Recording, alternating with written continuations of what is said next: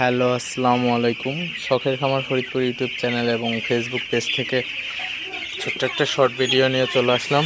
তো আজকে হচ্ছে আমার ব্রয়লার বাচ্চার বয়স 10 দিন। তো 10তম দিনে আমার ব্রয়লার বাচ্চাকে রাতে কী ওষুধ দিলাম, তো সেটাই আপনাদের সাথে শেয়ার করব। তো ভিডিওটিকে স্কিপ না করে অবশ্যই শেষ পর্যন্ত দেখবেন, আর অবশ্যই শখের খামার ফরিদপুর ইউটিউব চ্যানেলটি সাবস্ক্রাইব করবেন, এবং যারা ফেসবুক পেজ থেকে দেখতেছেন অবশ্যই পেজটি ফলো দিয়ে দিবেন। তো ভিডিওটি শুরু করা যাক।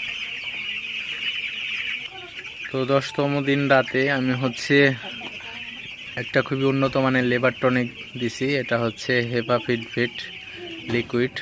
তো এটা হচ্ছে 500 ml এর একটা কৌটা। তো এই 500 ml হচ্ছে আপনার 610 টাকা। তো এইটা কিন্তু আসলে আপনার খুবই ভালো একটা লেবার টনিক বলা চলে।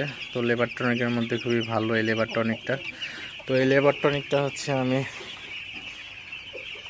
2 লিটার পানিতে 1 ml লেবার টনিক দিছি। তো এবং সাথে আমি যেটা দিচ্ছি, তো এখন প্রচুর পরিমাণে ঠান্ডা, তো এই ঠান্ডা থেকে বাচ্চাকে রক্ষা করার জন্য তো আমি হচ্ছে লেবার টনিকের সাথে আদার রস করে দিছি। তো আদা বেটে, তো সেই আদার রসটা হচ্ছে আমি এখানে অ্যাড করছি।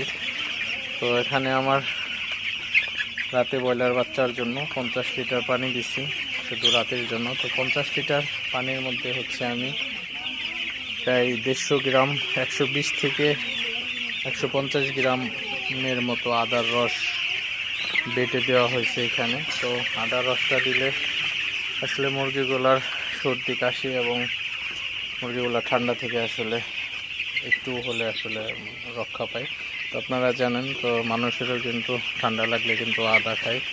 তো আদাটা কিন্তু বেশ উপকারী একটা মশলা বলা চলে। তো আপনারা যারা ব্রয়লার খামারি আছেন অবশ্যই যদি মুরগির ঠান্ডার ভাব থেকে থাকে অথবা না থাকলেও কিন্তু আপনার এই আদার রসটা কিন্তু মুরগির রাতে পানির সাথে যদি মিশাই দেন, তো অবশ্যই মুরগিগুলা কিন্তু ভালো থাকবে, সুস্থ থাকবে, এবং মুরগিগুলা কিন্তু অসুস্থ হয়ে যাবে না, ঠান্ডা লাগবে না।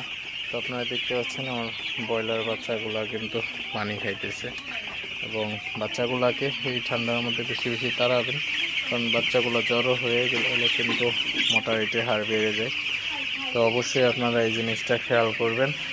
আর অবশ্যই আমি এই ডোজটা 4 থেকে 5 দিন কন্টিনিউ করব। তো জাস্ট শুধু এটা রাতের জন্য। তো দিন